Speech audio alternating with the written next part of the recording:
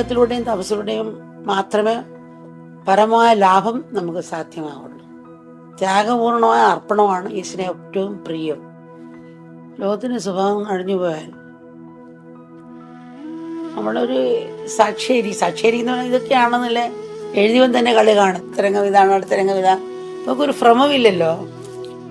എഴുതിയവനാണ് ഈ ദുഃഖകഥാപാത്രത്തെ സൃഷ്ടിച്ചതും നല്ല കഥാപാത്രം. അപ്പം ദുഃഖകഥാപാത്രം പീഡിപ്പിക്കുന്ന കാണുമ്പോൾ നമുക്ക് ഇത് അഭിനയമാണ്, കാരണം അതിന് വീഴുന്നില്ല, ഇതിൽ സന്തോഷിക്കുന്നുമില്ല. അപ്പം അതുപോലെ നമ്മൾ എല്ലാത്തിനെയും അതിൻ്റെ സ്വഭാവത്തിൽ കണ്ട അത് തന്നെയല്ലേ ഏറ്റവും ആനന്ദം. നമ്മളിപ്പോഴും സീരിയൽ പോലെ ഭാവിയിലാണ് ജീവിക്കുന്നത്.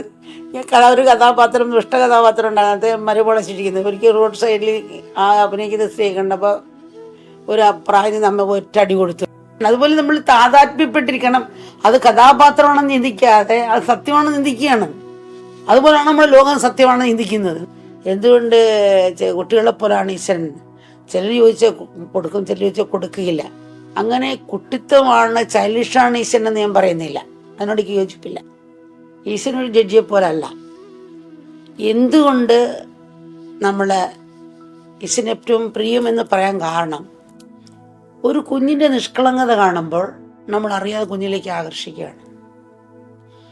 എത്ര ക്രൂരമായ മനസ്സും എത്ര ദേഷ്യമായ മനസ്സും നമ്മൾ അറിയാതെ ദേഷ്യമൊക്കെ മാറി കുഞ്ഞിലേക്ക് ആകർഷിക്കും. നിഷ്കളങ്കത ഒരു കാന്തം പോലാണ്. അപ്പോൾ ഉള്ളിൽ നിഷ്കളങ്കതയുള്ളവനും ത്യാഗമുള്ളവനും ഈ കൃപ വന്നു ചേരുമെന്നുള്ളതാണ് അമ്മയ്ക്ക് തോന്നുന്നത്.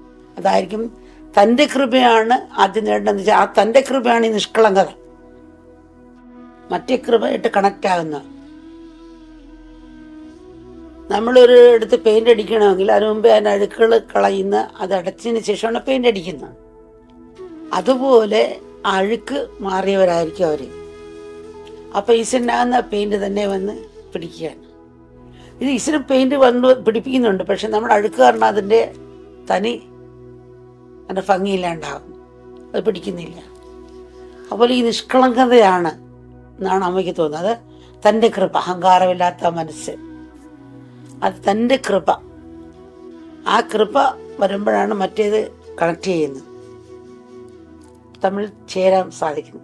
ഒരു കാന്തം മറ്റൊരു കാന്തത്തോട് ചേർന്നിരിക്കുന്നത് പോലെ ഈശ്വരൻ്റെ കൃപയും രണ്ടും കൂടെ കണക്ഷനായിട്ട് അതായിരിക്കാം അമ്മയ്ക്ക് തോന്നുന്നു. ഇത് പറയുമ്പോൾ രാമായണത്തിലൊരു സംഭവമാണ് അമ്മയ്ക്ക് ഓർമ്മ വരുന്നത്. രാമായണമേറ്റ് ബാലി നിലംപതിച്ചപ്പോൾ ബാലി രാമനോട് പറഞ്ഞു, അങ്ങ് എന്തിനാണ് കൊള്ളടകത്ത് സുഗ്രീവനെ ആശ്രയിച്ചത്? അങ്ങ് എന്നോട് പറഞ്ഞിരുന്നെങ്കിൽ ഞാൻ രാവണനെ ലങ്കയോട് അങ്ങയുടെ മുന്നിൽ കൊണ്ടുവച്ചിരുന്നേനല്ലോ. എന്നാൽ ശ്രീരാമന് വേണ്ടത് അഹംഭാവത്തോടു കൂടിയ കർമ്മമല്ല, മറിച്ച് ഭക്തിയോടും എളിമയോടും ത്യാഗത്തോടുമുള്ള കർമ്മങ്ങളാണ്. അധർമ്മയായ ബാലിയുടെ അഹങ്കാരത്തോടു കൂടിയുള്ള അർപ്പണം രാമന് സ്വീകരിക്കാൻ വയ്യ.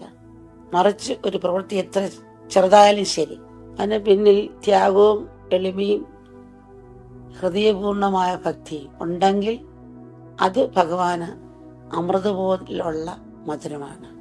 ആ സേവനം എത്ര എളിയതായാലും നിസ്സാരമായതായാലും അവിടുന്ന് പ്രസാദിക്കും. അതാണല്ലോ അണ്ണാറക്കണ്ണൻ്റെ കാര്യത്തിൽ നമ്മൾ കണ്ടത്.